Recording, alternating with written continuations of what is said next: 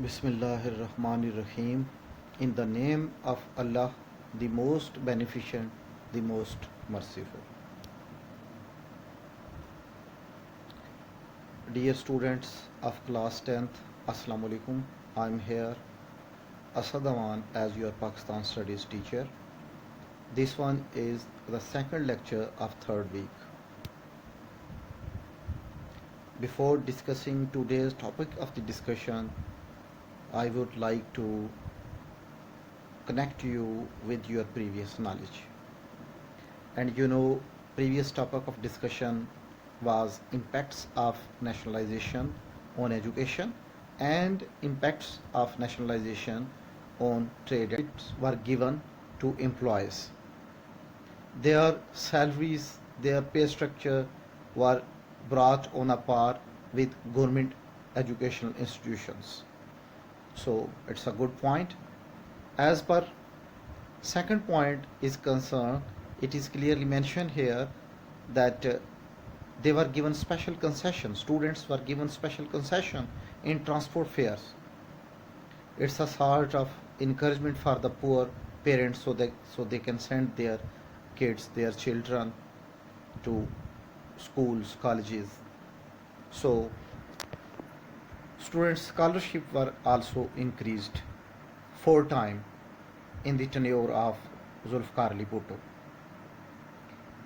So many medical colleges, engineering universities were being established. So there were certain schools which are primary, they were just upgraded to middle were upgraded to higher, and there are certain high schools which were upgraded to higher secondary school certificate. So fourth point is training of the teachers training. Teacher training were made compulsory, necessary, and thousands of untrained teachers were given proper training. Moreover, Ilama Open University was established, and through which students are getting their education from distance places through electronic media. Moreover, electronic media centers were also opened for adults. As per negative points of the nationalization of educational institution is concerned, it is clearly mentioned here that when private education institutions were nationalized by the government, so government have to pay the salaries to those educational institutions, and of course government will pay from the national treasury. So burden is being increased on national treasury. Government difficulties are being increased. Secondly, of course, those private institutions which are getting a lot of money by exploiting the people, they become against the government, they become against the nationalization, and they started their struggle to get back their private or educational institution. As per concession in the transport fee for student is concerned, it resulted a sort of tension between the transport owner and the students. Fourth one is as a lot of liberty is being given to students, but they didn't take it positive. All of the students didn't take it positive, and they start to neglect their duties. They started to neglect their duties, and their educational activities were being reduced, and of course it was a great concern for the parents. Fifth point is that students unions were being organized, and they were organized by different political parties. So of course, with the passage of time, those political parties use those student unions for their purpose. So result is that those student union become a sort of threat to peace and security. ابھی اگر ہم اس کے مثبت اور منفی اثرات کا جائزہ لیتے ہیں اردو میڈیم طالبہ کے لیے، تو ہم دیکھتے ہیں کہ مثبت اثرات میں وہی بات کی گئی ہے کہ جب 1972 میں جو نجی تعلیمی ادارے تھے انہیں قومی تحویل میں قومی آنے میں لیا گیا، تو اساتذہ اور ملازمین کی طرح پہلے کم تھی، اب ان کو جو ہے وہ سرکاری تعلیمی اداروں کے برابر کر دی گئیں تاکہ استحصال نہ ہو سکے. اسی طریقے سے جہاں تک تعلق ادھر انہوں نے بتایا ہے کہ رعایت کے حوالے سے کہ طلبہ کو جو ہے وہ رعایت دی گئی بسوں اور ریل گاڑیوں میں تاکہ کرائے کے حوالے سے تاکہ غریب والدین بھی اپنے بچوں کو بھیج سکیں اسکول اور وہ پڑھ سکیں.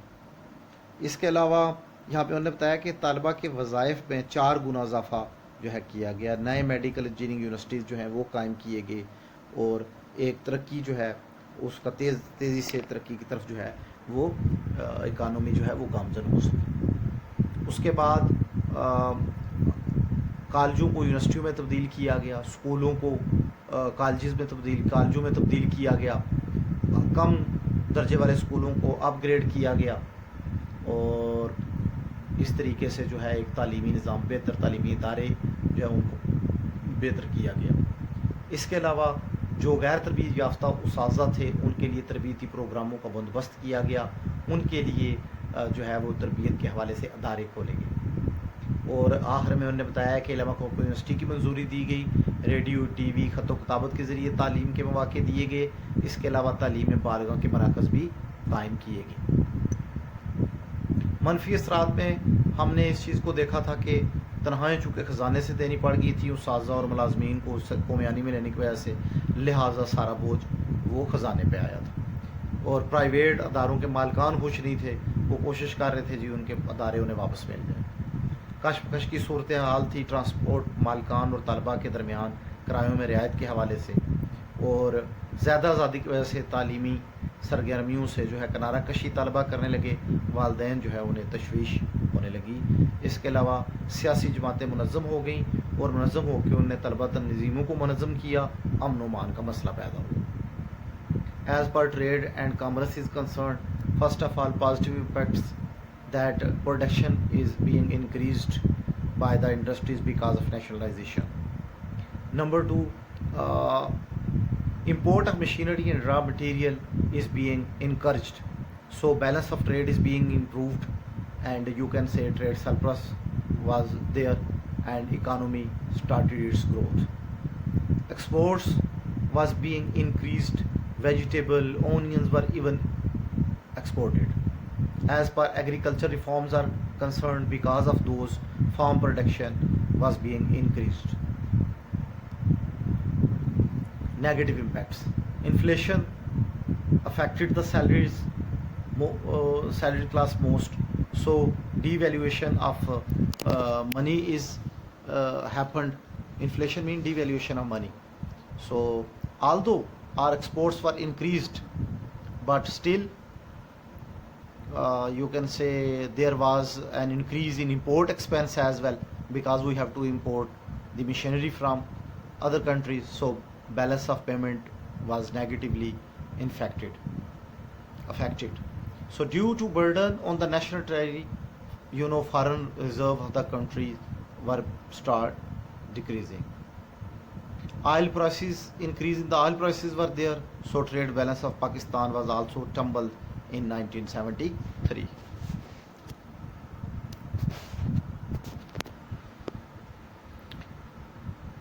اردو میڈیم کے طلباء کے لیے یہاں پہ انہوں نے بتایا ہے کہ صنعت و تجارت پہ جو ہے وہ کامرس اور تجارت پہ کیا اثرات تھے مثبت.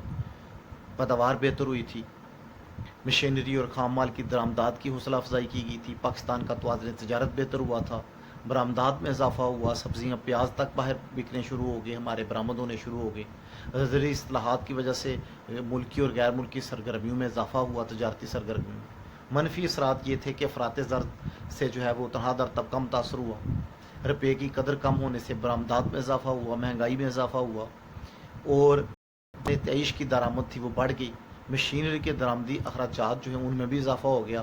نتیجے کے طور پہ توازن ادائیگی جس کو ہم بیلنس آف پیمنٹ کہہ رہے تھے وہ متاثر ہوا, یعنی نیگیٹو بیلنس آف پیمنٹ ہو گیا, ٹریڈ ڈیفیسٹ ہو گیا.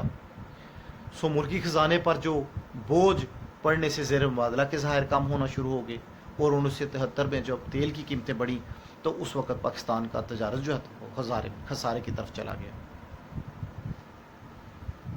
Now, as per topic of discussion is concerned, today's topic of discussion is Constitution of 1973. And objective is student will be able to identify the key aspects of 1973 Constitution. So, different key aspects are there. Preamble mean base. So 56 Constitution is there, 62 Constitution there, and both the Constitution are having the base of objective resolution. So 1973 Constitution was also having the base of objective resolution, that all the sovereignty belongs to Allah Almighty.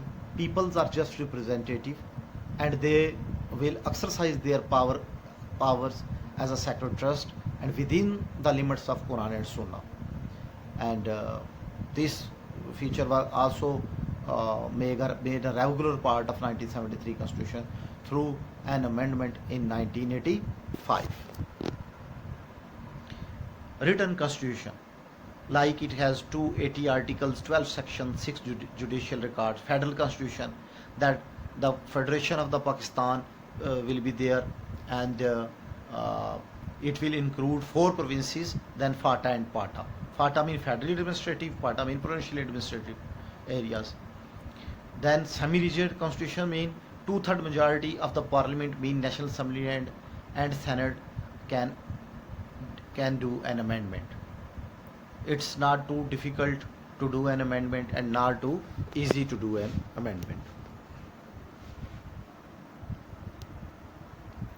National language, here it is clearly mentioned that national language is Urdu for 15 years, and after that English will be used as official language. And then Islamic Constitution, President and Prime Minister both will be Muslims. It was declared that it is essential. Official name of Pakistan, Islamic Republic of Pakistan is declared, and there were certain steps were taken to abolish interest, zakat, okaf and ushur will be enforced, whereas interest will be abolished. Islamic mode of life is there, that it will be encouraged to practice among the people of Pakistan. Judiciary was made independent,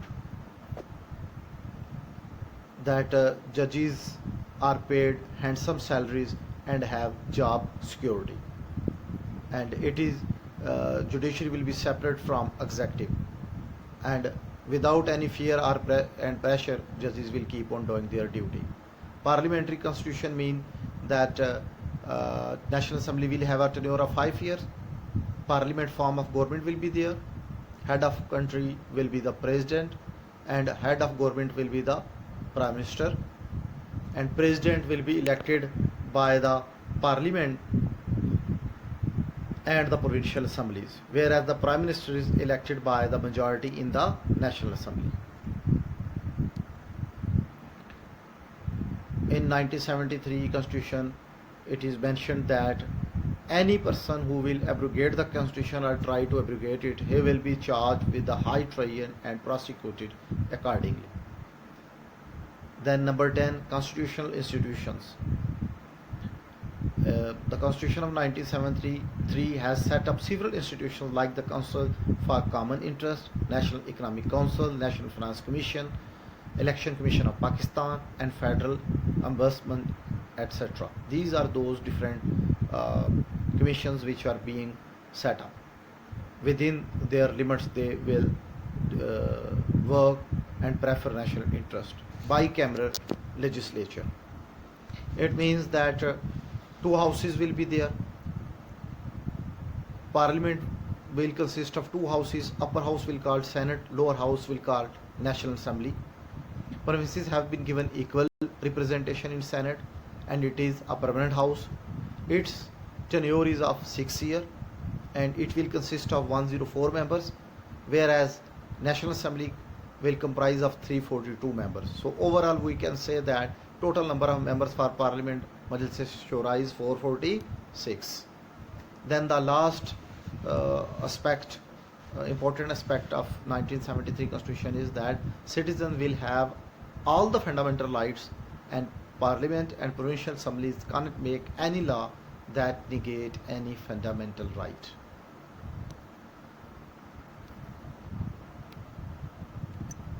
इसी चीज़ को उन्होंने बताया है कि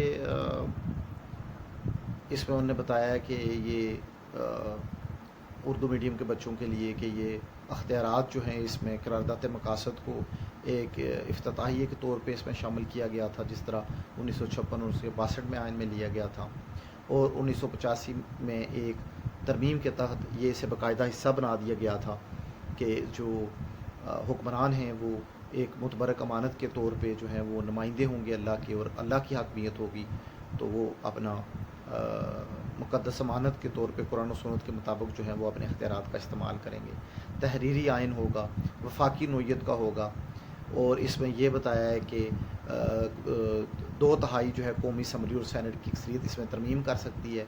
कौमी ज़बान होने का उर्दू होगी, और अंग्रेज़ी ज़बान जो है वो तौर सरकारी ज़बान इस्तेमाल होगी, लेकिन जो है उसमें उन्होंने बताया कि इसको 15 साल के अरसा में जो है वो उर्दू को सरकारी ज़बान की हैसियत से राइज करने के इंतज़ाम किए जाएंगे। उसके बाद इस्लामी आइन होगा।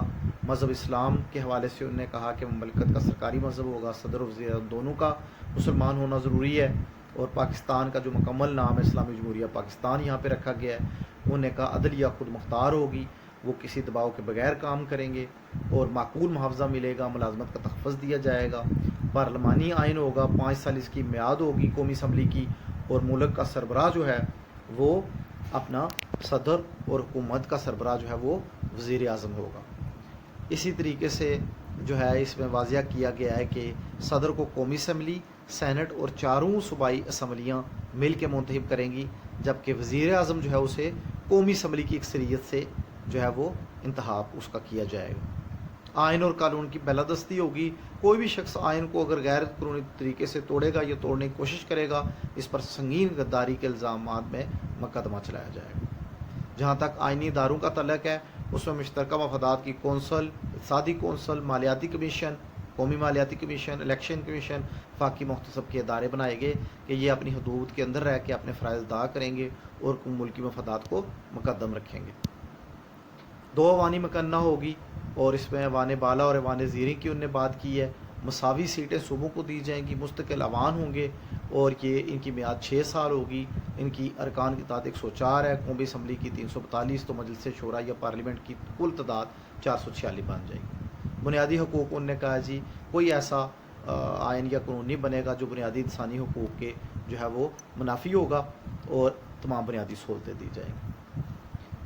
अब इसको छोटे छोटे हेडिंग्स में मैंने डिवाइड किया। अगर आप इसको समझना चाहें तो इसमें उन्होंने बताया कॉन्स्टिट्यूशन है क्या, basically set of law and principle that determine the nature, function and limit of the government and other institutions. It is a written constitution, 12 parts I have told you. Objective resolution is a base of it, and इसमें मैंने आपको बताया है कि जो है इसको शामिल किया गया है। उसके बाद इस्लामिक सिस्टम बताया कि उसको प्रमोट किया गया है। रिजिड कॉन्स्टिट्यूशन है, ना इजी है, और इतना इसमें 2/3 मेजॉरिटी आपको चाहिए। फेडरल सिस्टम है इसका, सेंट्रल और प्रोविंशियल गवर्नमेंट्स इसमें शामिल हैं, और पार्लियामानी फॉर्म है गवर्नमेंट की, बाई कैमरल लेजिस्लेचर है इसकी। 63 मेंबर जो हैं इसके वो इसके हाउस के होंगे, और नेशनल असम्बली के 200 मेंबर होंगे। और मेथड जो है यहाँ पे उसमें उन्होंने बताया कि मेंबर जो होंगे वो नेशनल असम्बली के और प्रोविंशियल असम्बलीज़ के वो जो है वो लोग उन्हें इलेक्ट करेंगे। फंडामेंटल राइट्स जो हैं वो सिटीजन्स को दिए जाएंगे। जुडिशरी को इंडिपेंडेंट रखा जाएगा। रेफरेंडम के तहत जो है प्रेसिडेंट जो है वो रेफरेंडम कराएगा किसी नेशनल इशू पे। प्राइम मिनिस्टर जो है प्रेसिडेंट को रेफरेंडम के लिए कह सकता है। कंक्लूड हम ये करते हैं कि मैक्सिमम एफर्ट्स जो हैं इसमें इसका जो कॉन्स्टिट्यूशन का करैक्टर था उसे इम्प्रूव करने के लिए की गई, और इसमें मेन प्रिंसिपल स्टेट पॉलिसी के मेंशन किए गए हैं। और 1973 का कॉन्स्टिट्यूशन जो है वो बेसिकली پرووائڈ کرتا ہے ایسے پرنسپلس کو جو کہ پروٹیکٹ کریں گے, پروپوگیٹ کریں گے اور انفورس کریں گے اسلامک آئیڈیالوجی. اس کے بعد اگر آپ سمری ایک میں نے بنا سمری میں اگر آپ دیکھیں گے تو نیم آف کنٹری کیا ہے, انہوں نے کہا جی اسلامک ریپبلک پاکستان ہونا چاہیے. What about the state religion, it should be Islam. And president, so president will be the head of the country, whereas the head of the government will be prime minister. Then appointment of the governor, that each province will have a governor which will be appointed by the president. Parliament, according to it, bicameral legislation will be there. Senate, National Assembly, and then National Assembly, that seats have been allocated in National Assembly for province, federal capital, federal administrative, tribal areas. National Assembly elect amongst the members a speaker after the election of Prime Minister. Senate, upper house of the parliament, is also known as Senate, and it will consist of 100 members. The term of the members shall be 6 years. Provincial Assembly will form the Federation of Pakistan. Each province has a provincial assembly.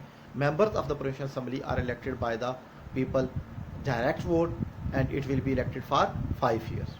Supreme Court shall consist of Chief Justice and other judges, and whose number shall be determined by the President.